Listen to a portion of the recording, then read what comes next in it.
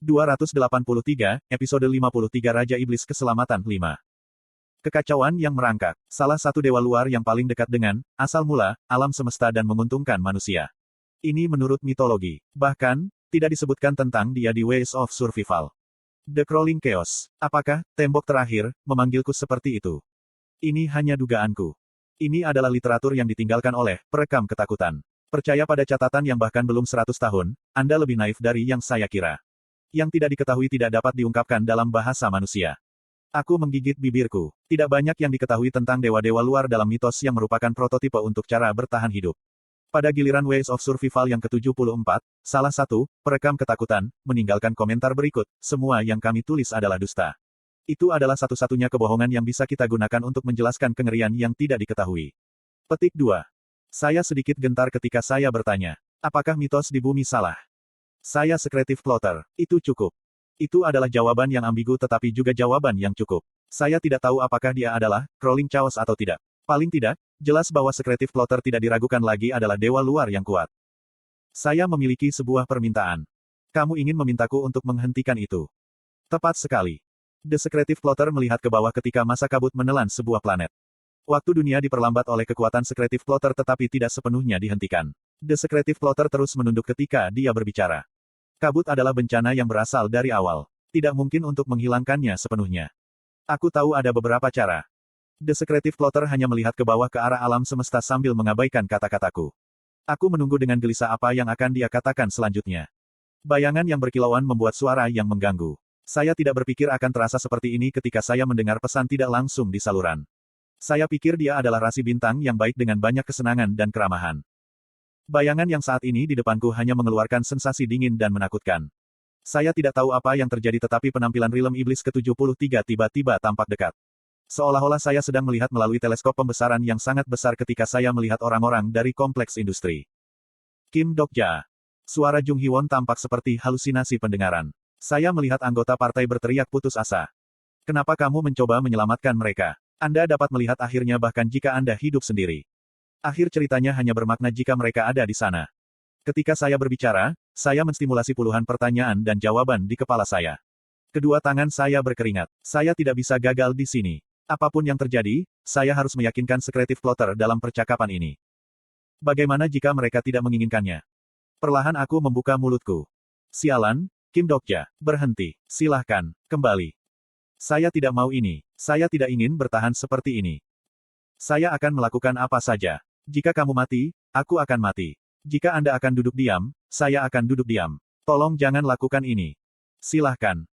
Suara-suara anggota partai saya terdengar menggunakan sudut pandang pembaca Mahatahu. Mereka tidak mengatakannya tetapi saya mendengar kata-katanya. Bagaimana jika akhir yang mereka inginkan adalah mati bersamamu di sana? Anda masih ingin menyimpannya? Saya nyaris tidak berhasil membuka mulut. Iya. Itu bukan keselamatan. Itu adalah kutukan. Saya tidak bisa memberikan alasan. Kisah saya yang menjawab atas nama saya. Kisah Raja Iblis Keselamatan berlanjut. The Secretive Plotter menyaksikan cerita yang datang dari saya dan terus bertanya.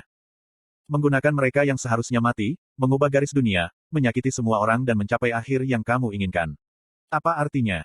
Mata kosong bayangan itu bersinar. Rasa dingin yang mengerikan turun ke tulang belakangku. Tidak peduli apa yang kamu lakukan atau cerita apa yang kamu buat, kamu tidak bisa benar-benar menjangkau mereka. Pesan tidak langsung tidak mengungkapkan esensi dari rasi bintang. Sama seperti aku tidak bisa sepenuhnya memahami karakter dari membaca buku. Mungkin keliru melihat Secretive Plotter.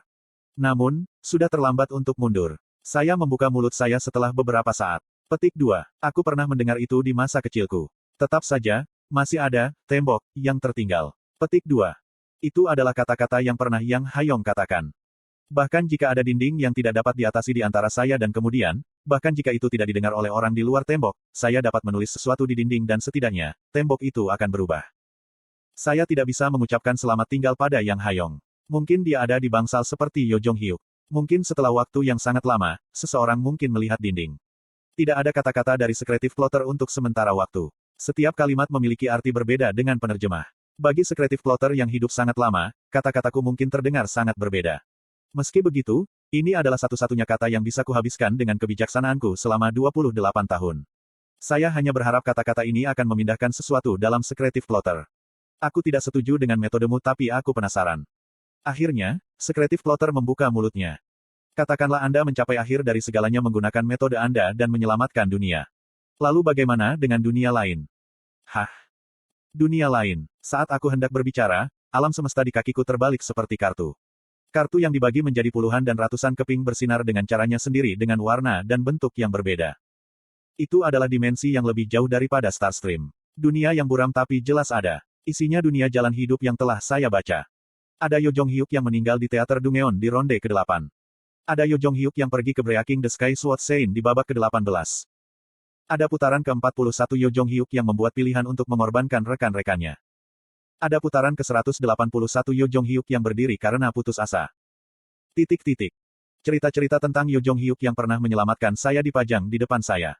Selain itu, saya tahu akhir dari semua regresi. Bagaimana dengan semua dunia yang tidak kau selamatkan? Itu adalah pertanyaan yang tidak terpikirkan. Tidak, itu pertanyaan yang tidak ingin saya pikirkan. Untuk menghentikan cerita itu, saya mengubah giliran ketiga Yo Jong Hyuk. Semua peristiwa cara hidup yang asli dan semua dunia yang melindungi saya di masa kecil saya. Apakah mereka akan menjadi tidak ada sekarang? The Secretive Plotter menatapku seolah itu menarik. Saya akan memenuhi permintaan Anda. Tiba-tiba, layar di lantai berubah menjadi Realm Iblis ke-73. Saya tidak mengerti kemauan ini tetapi Secretive Plotter memutuskan untuk menerima kesepakatan dengan saya. Namun, ada suatu kondisi. Saya sudah mengharapkannya. Semua perjanjian dunia luar tunduk pada kondisi yang parah.